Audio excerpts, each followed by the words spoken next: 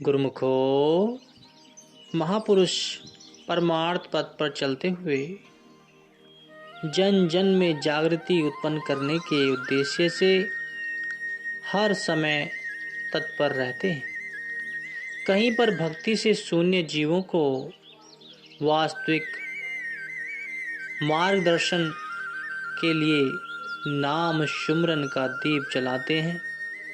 सत्संग के प्रभाव से नव चेतना का संचार हृदयों में भरते हैं। कहीं कहीं पर अपने पुरातन संस्कारी जीवों को भेजकर अमर सत्यता का संदेश सुनाते हुए पुनः स्वयं नव उत्साह एवं नई स्फूर्ति से इस मग पर दृढ़ रहने का संचालन करते हैं। ऐसे दिव्यता के मार्ग में चलते हुए वे सब शाश्वत आनंद, परम सुख एवं शांति में जीवन को संसार में व्यतीत करते हुए जीवन सफल कर लेते हैं। श्री परमहंस दयाल जी ने टेरी बन्नू लक्की मरवत में ऐसा भक्ति का प्रवाह चलाया कि संस्कारी रूहों को सेवा, नाम सुमरन का अमृत रस पिलाया कि उनके जीवन में अद्भुत आनंद समा गया। सन 1947 में जब भारत का बंटवारा हुआ तो वहां से 20 से 22 परिवार इकट्ठे ही भारत में आए। कुछ समय अंबाला में रहकर पुनः उन्हें उत्तर प्रदेश बरेली में सरकारी क्वार्टर मिले और महात्मा अनमोल धर्मानंद जी इन सब के रहबर थे। उन्होंने प्रमुख भक्त ताराचंद जी को कहा कि 2 क्वार्टर सत्संग आश्रम बनाने के लिए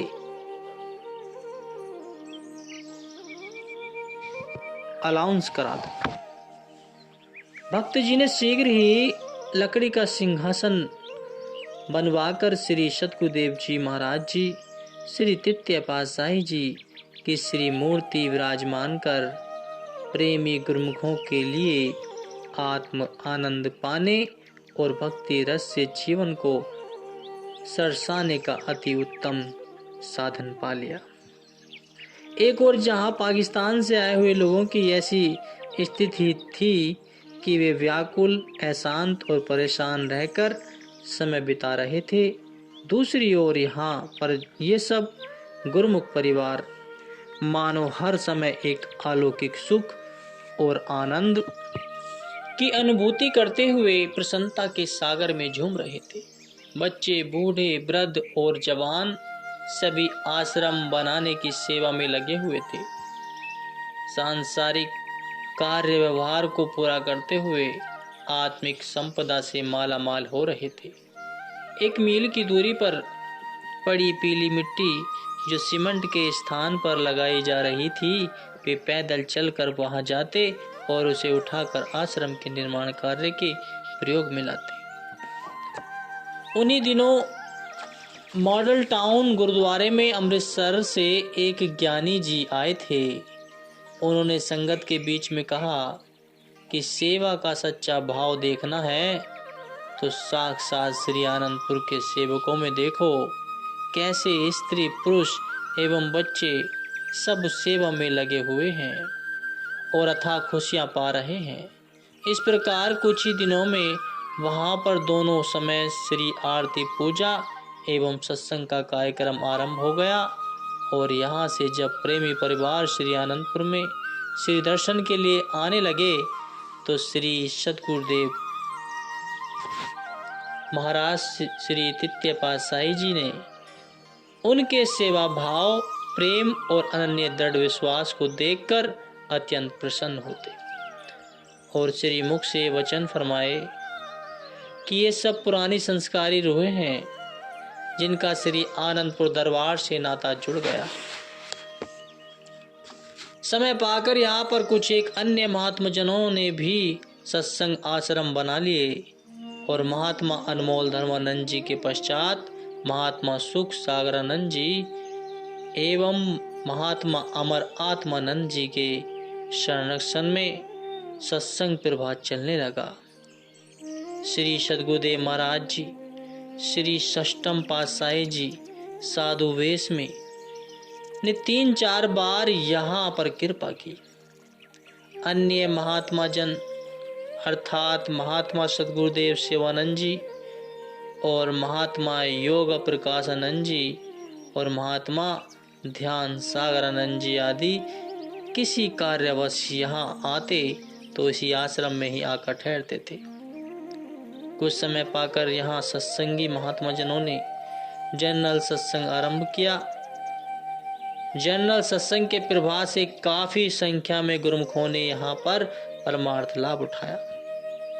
प्रेमी गुरुमुखों के मन में आंतरिक रूप से यह इच्छा लगी रहती कि श्री सद्गुरुदेव जी महाराज जी यहाँ पधार कर इस भूमि के भाग्य जगाएं। उस समय की परिस्थितियों के कारण वे श्री चरणों में विनय न कर पाते।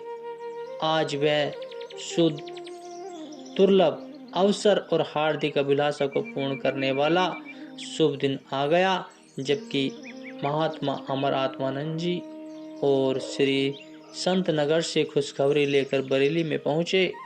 उन्होंने हर्षोल्लास से सुनाया कि हमारे प्राण प्यारे हृदय सम्राट महाप्रभु जी श्री सद्गुरु दाता दयाल जी श्री पंचम पातशाही जी 7 मार्च को बरेली कृपा फरमा रहे।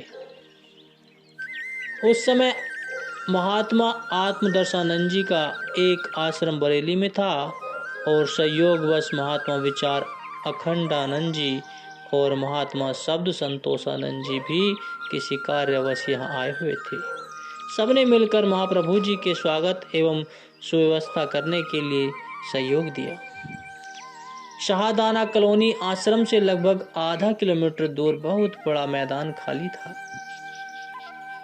उस पर लगभग 100 टेंट लगाकर श्री दर्शनों के लिए विशाल पंडाल तैयार किया। एक और ऊंचा सुंदर सिंहासन बनाया गया। उस मैदान के पास ही एक प्रेमी भक्त ने अपने मकान को खाली कर श्री प्रभु जी के विनय के लिए स्थान बनाया।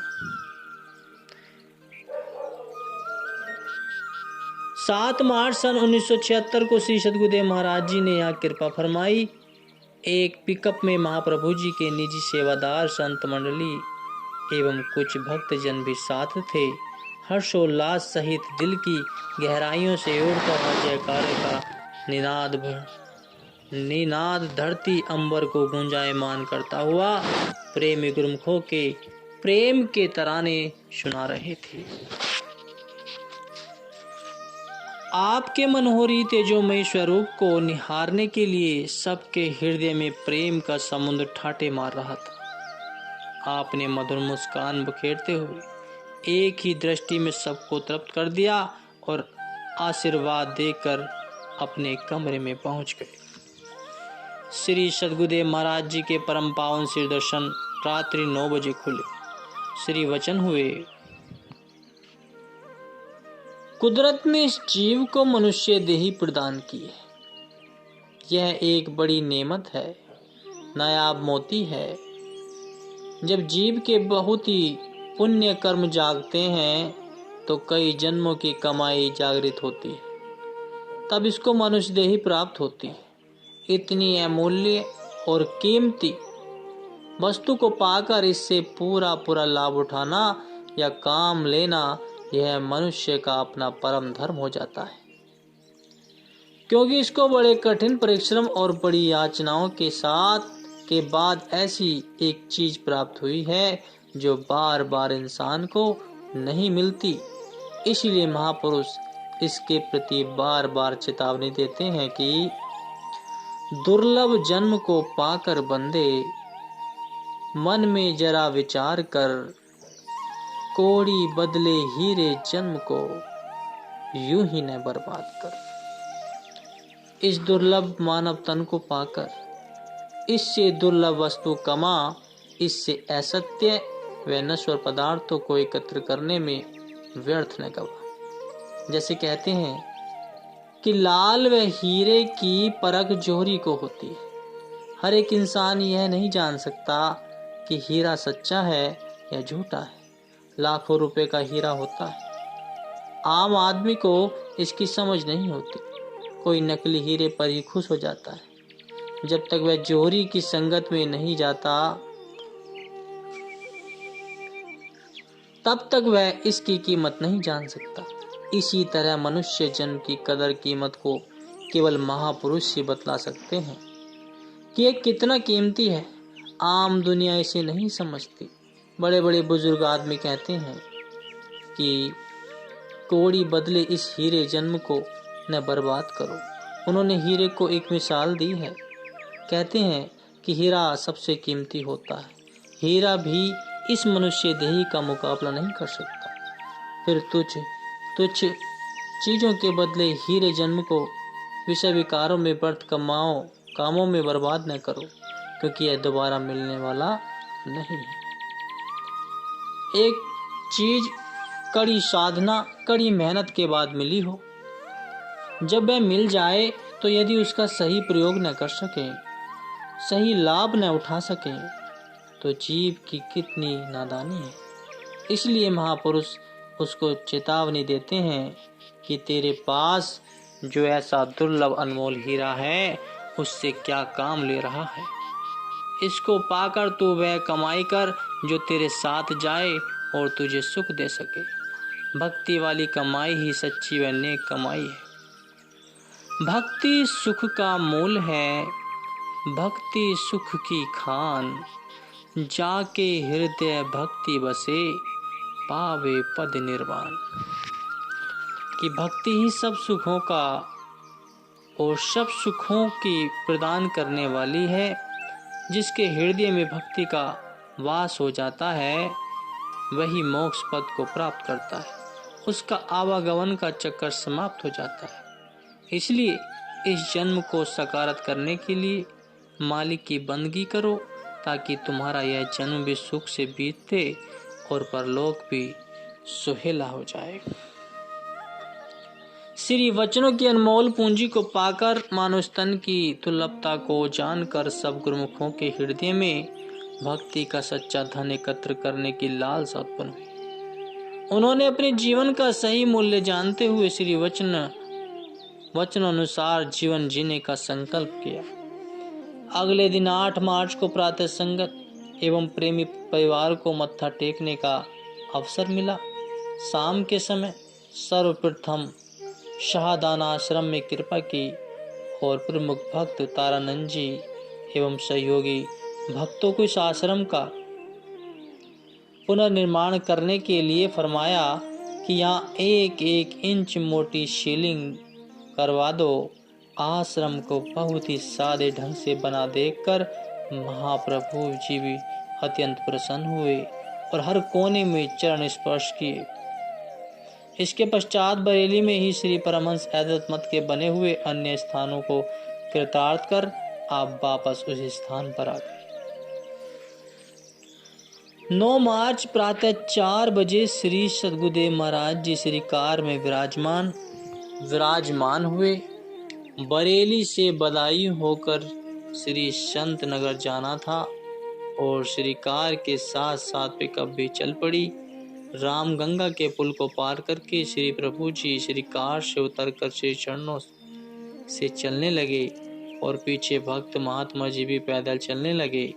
मार्ग में जा रहे लोग इस दिव्य अनुपम छटा को निहारते हुए खड़े हो जाते। भक्तिवान एवं संस्कारी कई वृद्धजनों ने यह अनुभव किया कि जैसे सूर्य के तेज में भक्त महात्मा जन अति सुंदर दिव्य स्वरूप धारण किए संग संग जा रहे हैं। उनके मन में एक ही हुक उठी कि शायद यही परमात्मा का अलौकिक स्वरूप है जिसकी छटा से वे प्रभावित हो रहे।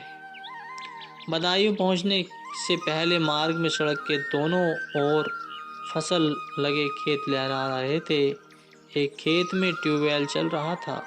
आपने श्री कार वहीं रुकवाई और मौज व संग आए महात्मा भक्तों को स्नान करने के लिए आज्ञा दी और स्वयं एक किनारे पर खड़े होकर दिव्य मुस्कुराहट का आलोक फैलाने लगे। कितने ही किसान हाथ जोड़कर इस अद्भुत दृश्य को देख रहे थे। आपने उन सब किसानों को पास बुलाकर प्रसाद दिया और सबको आशीर्वाद देकर श्री कार में विराजमान होकर बधाइयों से होते हुए श्री संत नगर की ओर प्रस्थान किया। बोलो जयकारा, बोल मेरे श्री गुरु महाराज की।